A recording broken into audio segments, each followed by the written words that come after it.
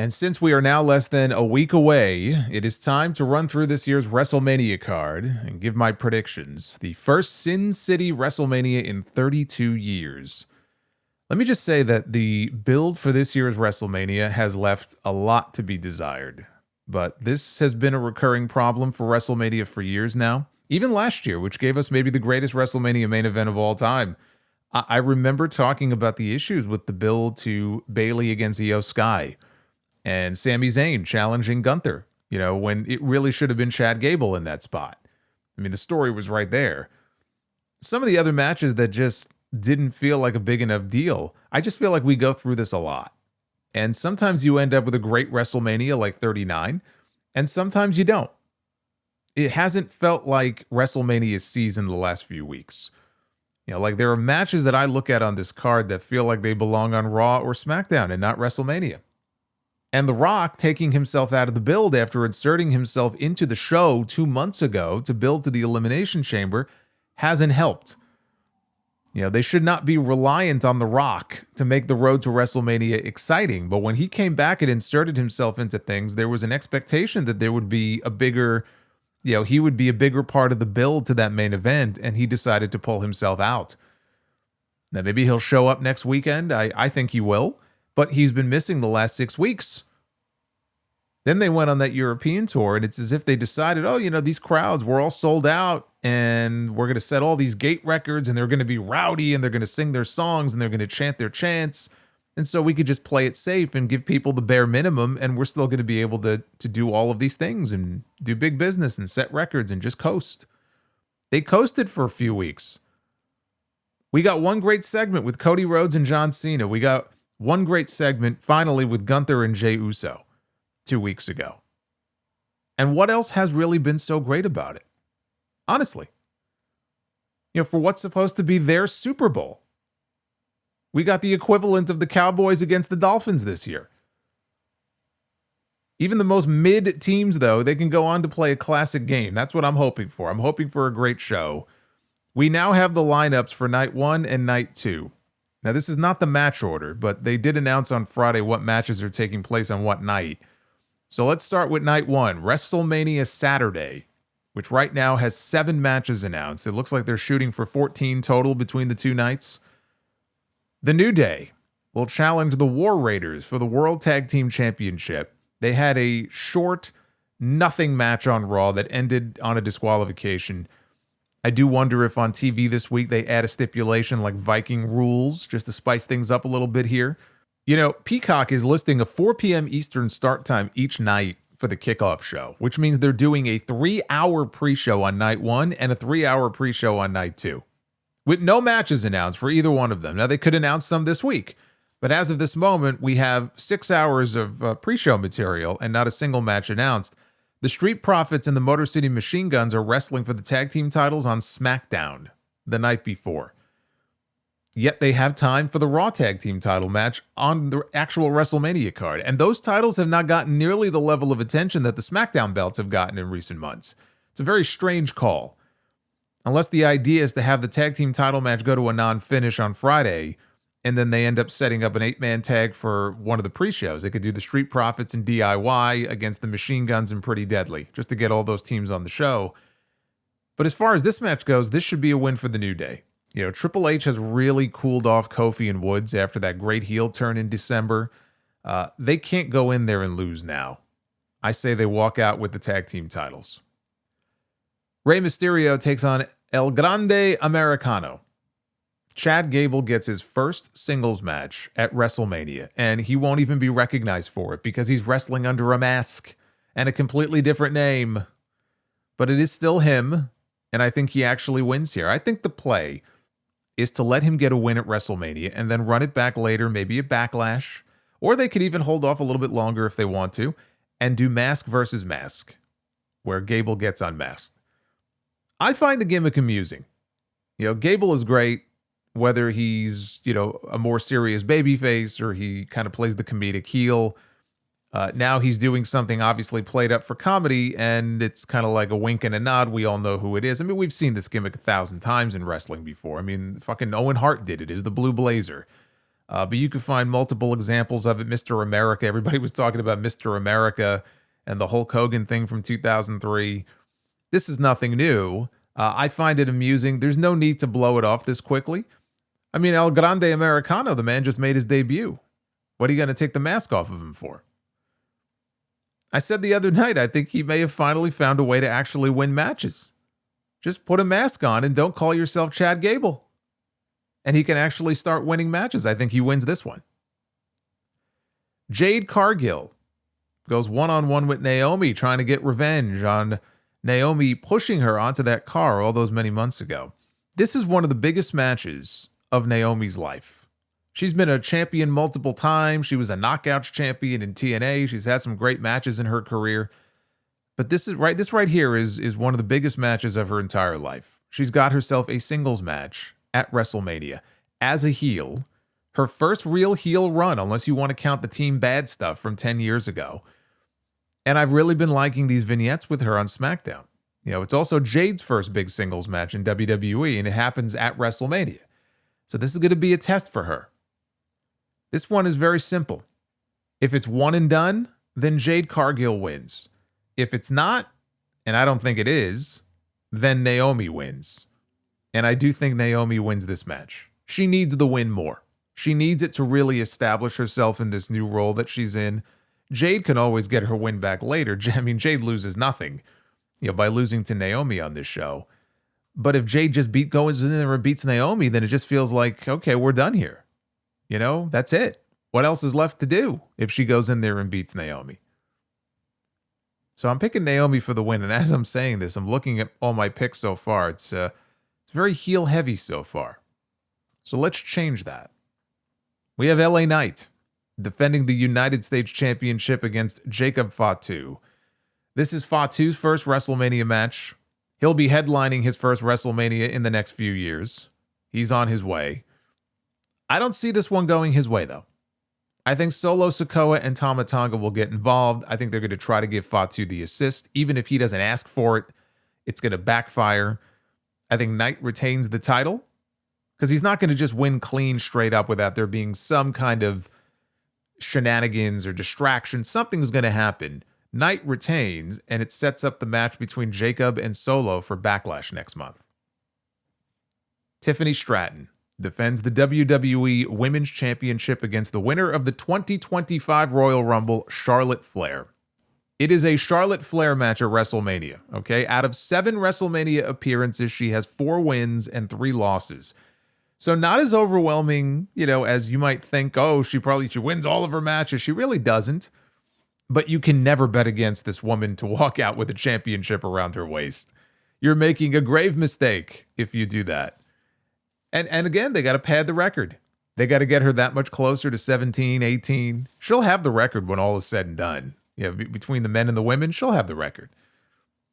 Like if John Cena becomes a 17-time world champion this year, remember what he said after the Rumble? He goes, it's best for business. I have to win number 17 so that I could shake the hand of the person who wins number 18. That person is going to be Charlotte Flair, okay?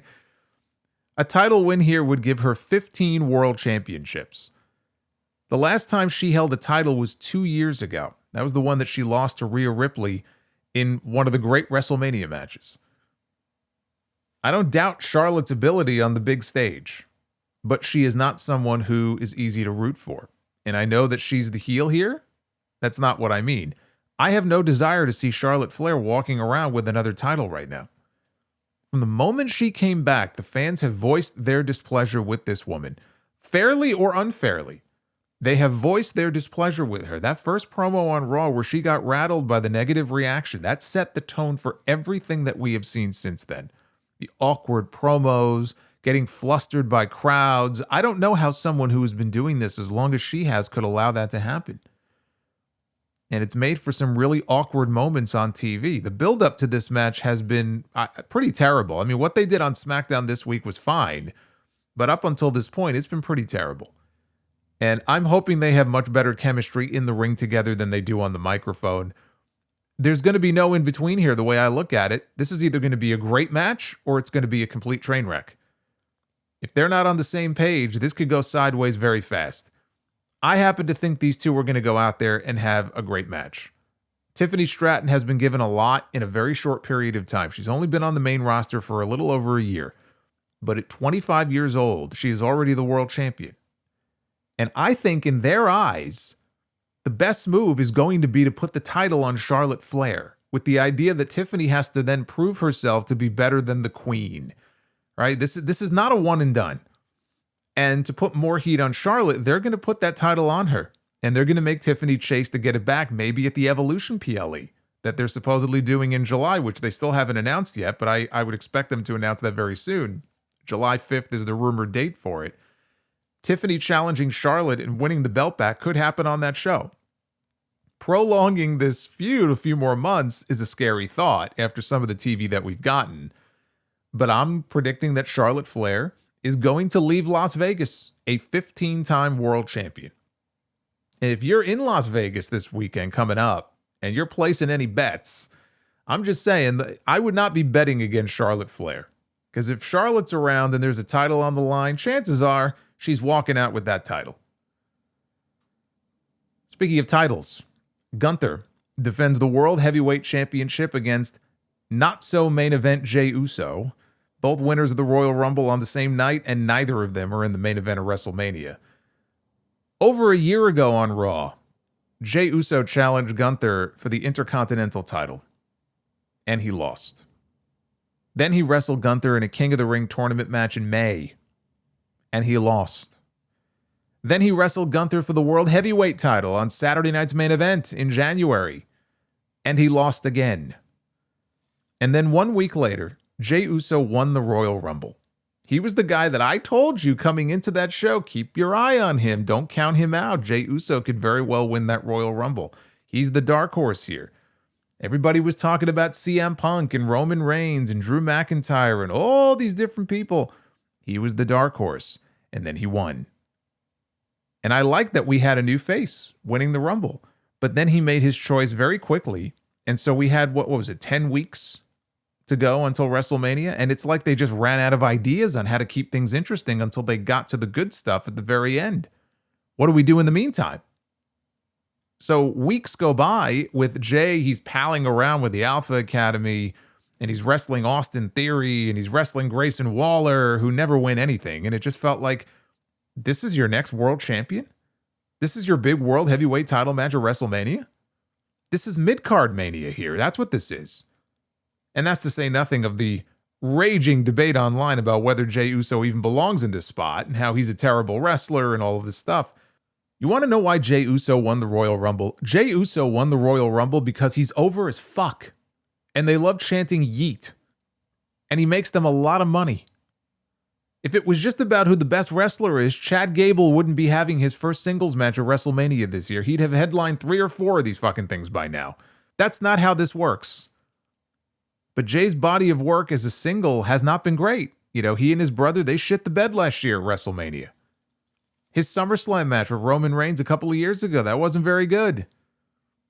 He knows that he has a spotlight on him here. He needs to go out and have the match of his life. And who better to have that match with than Gunther, who legitimately is one of the best in the world right now?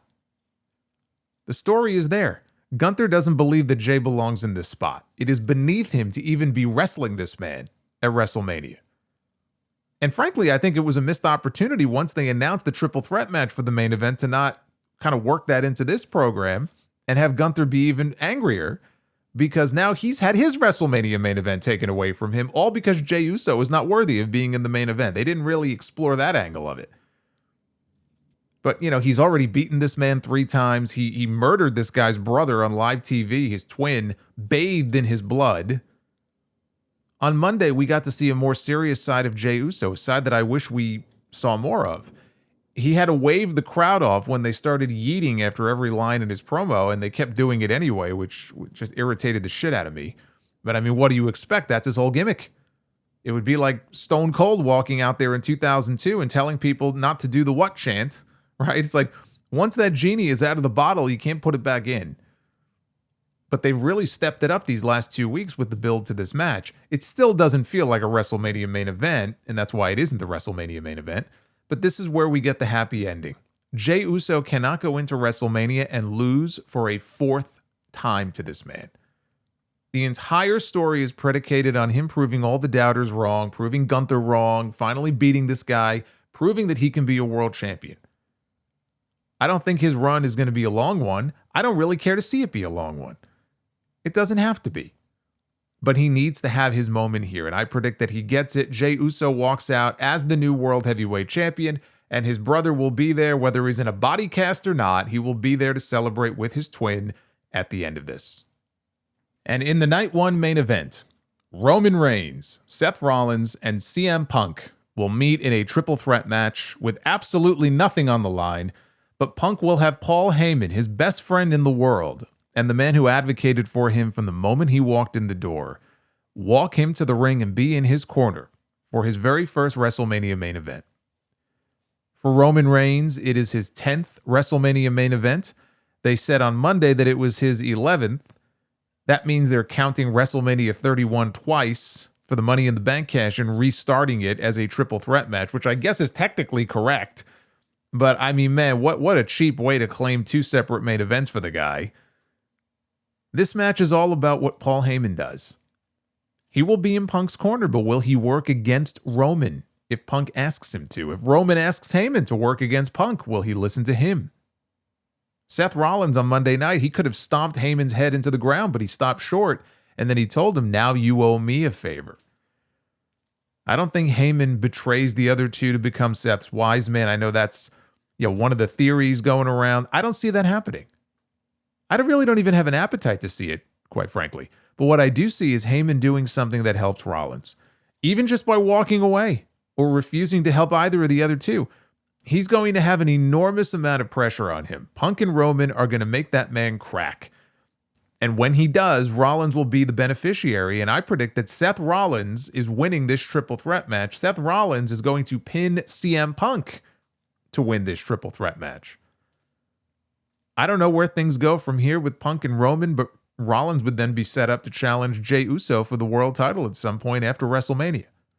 Punk still gets to say that he headlined the show. Roman is Roman, so I mean he'll always be in the spot that he's in, win or lose. I don't really see what's gained by him winning this match, but he's also not the one eating the pin here.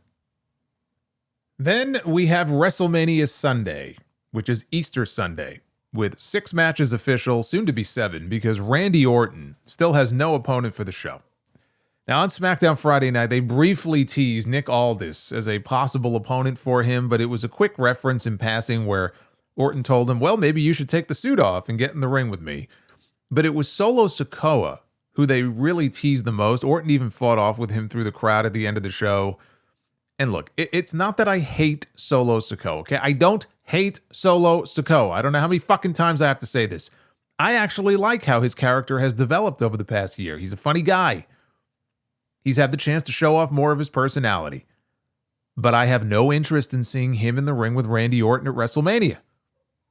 We've seen them in tags a lot. I was shocked. I had to look it up. I was like, man, how many times have these guys had a match together? I was shocked when I looked it up and I saw they have only had one singles match, which was a 5-minute match on SmackDown over a year ago. Why do I feel like I've seen this 1,000 times already?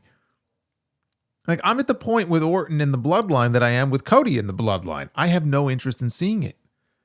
But it looks like we're going to get Solo the way things are shaping up. I hope it's a swerve and they go in another direction because they have, the rest of the week to tease it out. We're not going to find out until Friday, if not at WrestleMania. Who knows? Maybe it's a game time decision. We don't find out until next Sunday, but they haven't announced it officially yet. It could be somebody else. It could be Nick Aldis. I even threw Sheamus out there, which I know makes no sense at all. But Sheamus has no match at WrestleMania either, and that makes me sad because he really should. The other idea that I floated is a tag team match where Orton teams up with a mystery partner to take on Solo and Tama Tonga, and that mystery man turns out to be somebody new, like Aleister Black returning. Because Orton should win no matter who he faces, singles, tag, whatever it is. Randy Orton should come out of WrestleMania a winner. I think he's going to be in the main event of that Backlash show, which is in his hometown of St. Louis. So why would you have him lose at WrestleMania? Him wrestling someone new, that person shouldn't lose either. But, right, neither should Randy Orton. Randy teaming up with that person, that solves that problem. Even something like that I would be okay with. But Orton against Solo one-on-one, like, blech. I don't care. Whatever match it is, Orton wins. Liv Morgan and Raquel Rodriguez are going to defend the women's tag team titles against Bayley and Lyra Valkyria, who won a gauntlet match on SmackDown to earn this shot. Now, Bayley and Lyra have their own story going on now. They've had 2 matches. Bayley beat her in a qualifying match back in February for the Elimination Chamber. Lyra was able to get a win over Bayley on Monday night in an Intercontinental title match. And Bayley didn't look too happy with her when it was over, but she walked back. She gave her a hug. They were partners. They started the gauntlet on Friday night. They went bell to bell all the way to the very end.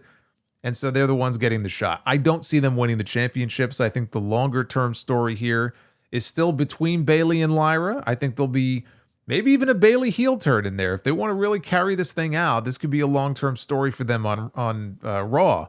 Liv Morgan and Raquel Rodriguez are walking in as the champions, and they are walking out as the tag team champions. AJ Styles goes one-on-one with Logan Paul. AJ Styles has not won a singles match at WrestleMania since WrestleMania 35. This is now WrestleMania 41. He was eliminated from the Rumble this year by Logan Paul. They've called each other out on TV. The build to this has been as generic as they come. The most interesting part of all this may be the one person who's not involved in the match itself, and that's Karrion Kross, who has been cutting all kinds of promos on AJ on social media and has been interacting with him in the back on TV, talking about how Logan's going to cheat to win, and AJ, you've got to be prepared to do the same. And he's been trying to bring out the better side of AJ Styles. Might he factor into this match? Might he make an appearance? I think he might. I also think that these two are going to cook up something very special. Nobody's talking about this match. This is just an undercard match on the show. All the attention is on all the other matches. I'm not saying it's going to steal the show, but I think it's going to be one of the better matches of the weekend. And I am going with AJ Styles for the win here. If anybody is due for a big win at WrestleMania, it's AJ Styles. Drew McIntyre and Damian Priest, they're going to do battle in a Sin City street fight. This is another one, like the AJ match, that could end up being a show stealer. With that street fight stipulation added to it, there's going to be all kinds of insanity. They have tried to heat this thing up as best they can. Priest just has not been getting the same reactions on SmackDown that he was getting on Raw right after he split from the Judgment Day. He was super over on Raw. We have not seen that version of Damian Priest on SmackDown yet. Now, for McIntyre, it feels like a step down from where he should be right now. They have traded momentum back and forth from McIntyre laying him out, and then Priest came back and chokeslammed him on the windshield of the car, and then McIntyre dropped him on the ring steps with a Future Shock DDT on Friday. We'll see if they do anything this Friday. It's anyone's ballgame here.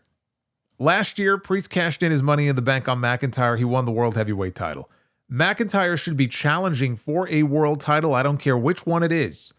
But he's on SmackDown right now, so it would be the WWE Championship. But at some point in the not-too-distant future, he should be challenging for a world title. Ideally, it would be by summertime. I don't know if it's going to work out that way, but he should be. Priest eliminated him from the Royal Rumble. Priest pinned him inside the Elimination Chamber. McIntyre gets the win this time around. I'm going with Drew McIntyre to win this match.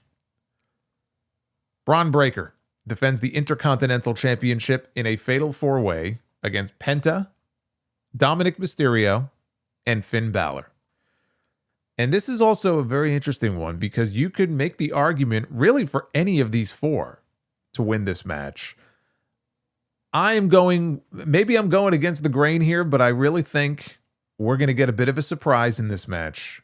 And I think that Dominic Mysterio is leaving WrestleMania as the new Intercontinental Champion. And not only that, it's a way for Braun Breaker to lose the championship without having to be pinned. Really, any multi-man match he ends up in, you don't have to beat Breaker. Breaker is not taking the losing fall if he loses this match. But I also don't think they want Penta to take the losing fall if he doesn't win the championship. So what does that leave us with? That leaves us with the one story coming into this match. And it's not a story that involves Penta or Braun Breaker. It's all about Dominic Mysterio and Finn Balor and the pending implosion of the Judgment Day. We have seen a lot of character work between these two and character development in their on-screen relationship. Balor really doesn't seem to like Dom very much. Liv Morgan is always stoking the fire and pushing Dom's buttons. Oh, you should stand up for yourself. She's the one who got him inserted into this match, right? It was Balor who went to Adam Pearce and got a shot at the championship at WrestleMania, and it was Liv on her own who went to Adam Pearce and said, I think Dom belongs in there. That's why this is a fatal four-way instead of a triple threat. That's where the real story is. I think Dom not only wins the title, he does it by stealing the win from Balor. Balor may have an opening, an opportunity to win the match. Dom, I could see him rolling up Balor. And that's how he wins the championship. And then their story goes on from there. Dominic is great. You know, in his own way, he gets great heat. He's such a little shit. I think he's got a great babyface run in him one day.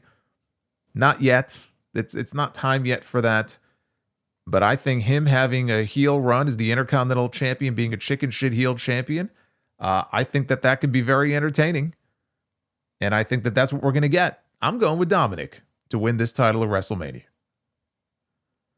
Io Sky defends the Women's World Championship in a triple threat match against Rhea Ripley and Bianca Belair. I don't think that Bianca is getting moved over to Raw. Let's put it that way. And the winner of this match is going to be the Women's World Champion on Monday nights. I also don't think Bianca's involvement is over yet with the Naomi and the Jade Cargill story. So, all that being said, I don't think Bianca Belair is winning this match. I also don't think they're just going to put the title back on Rhea Ripley.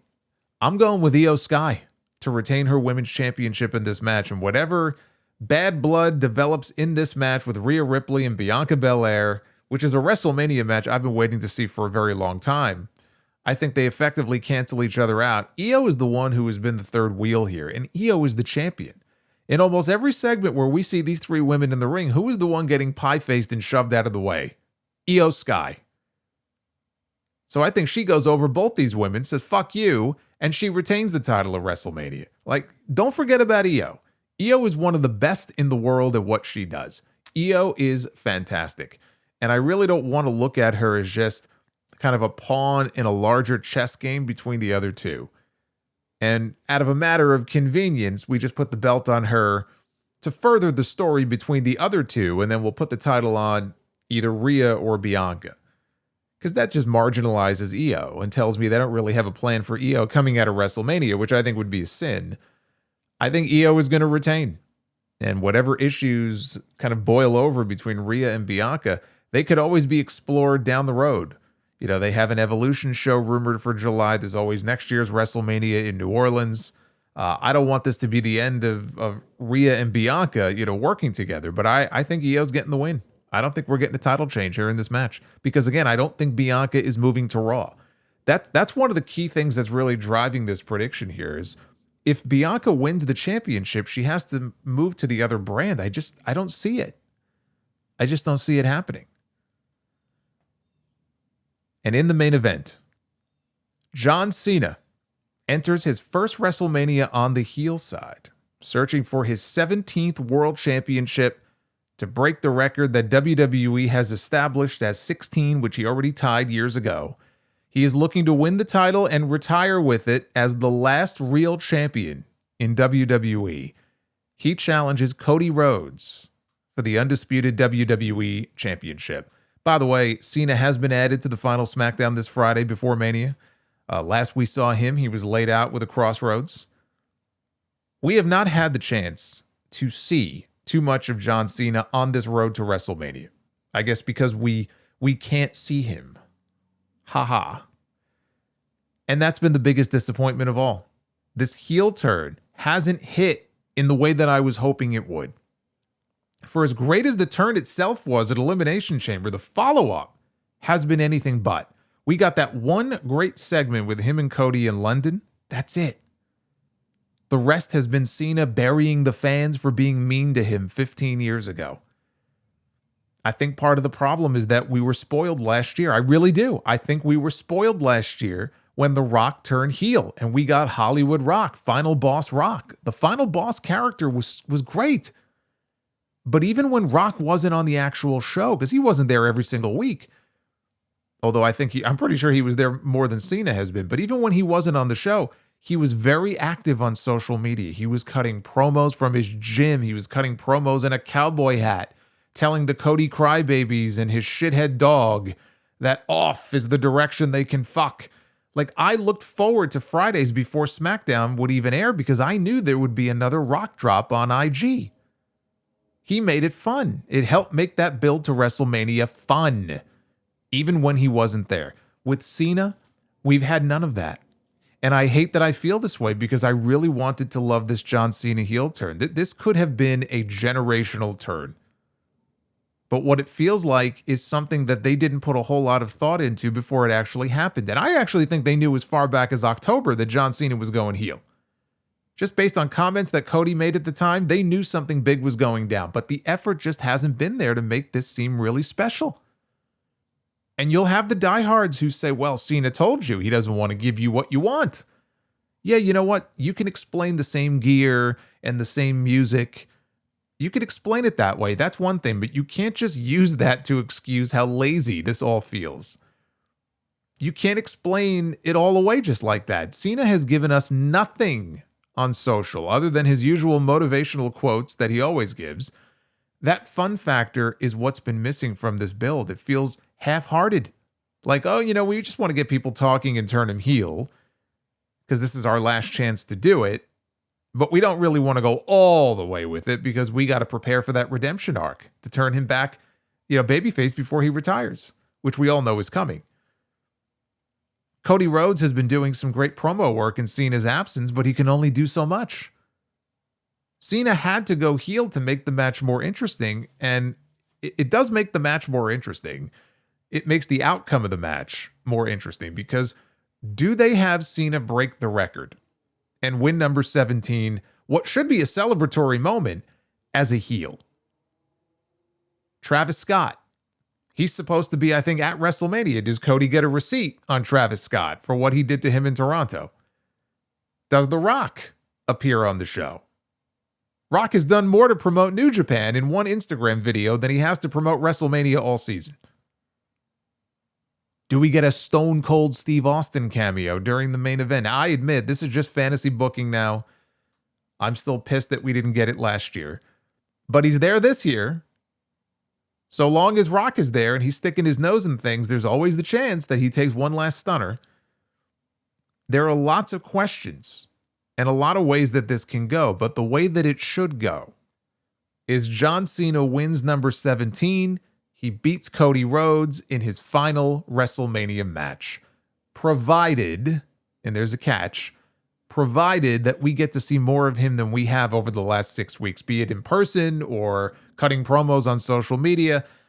I have no interest in John Cena winning the title and then popping up only now and then and having an absentee champion. We've had that already. Been there, done that.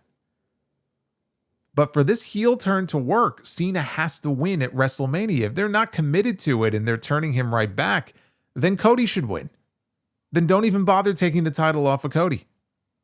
But this heel turn was such a big deal. Like, if he loses his first match since the turn, and the plan is to keep him heel, it negates the point of even doing it in the first place. Not to mention, if Cena loses and they keep him heel for a while, all those big matches that they still have left for him to do, Backlash maybe against Randy Orton, CM Punk, those matches are all getting top billing. We know this already. Those are main event matches. Do you really want those matches as your main event with the WWE Championship going on second to last? It's going to be like Cena and Johnny Ace all over again in 2012.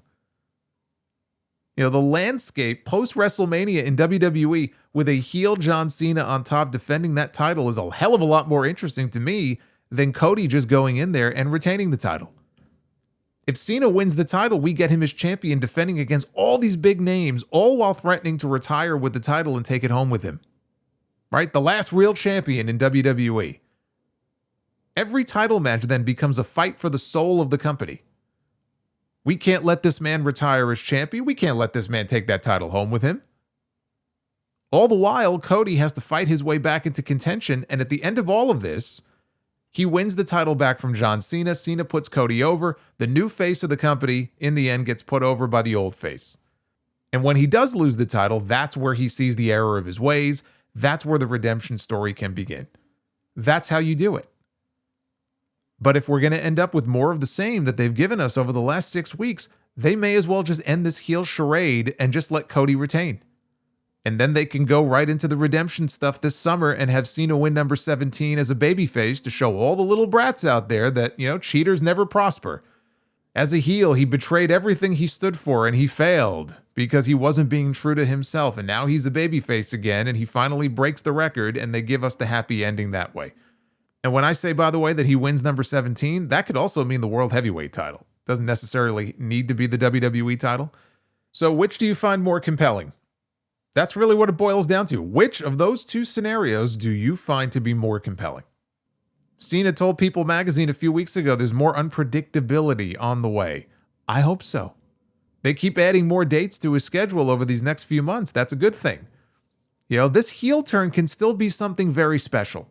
I want to love this. I really do. I want to love this. I want to have fun with it. It still feels like they're holding back, though. But I'm going to go ahead and predict a John Cena win, and I'm going to predict an extended heel run into the summer. Because those matches with Orton and Punk just work so much better with Cena as a heel.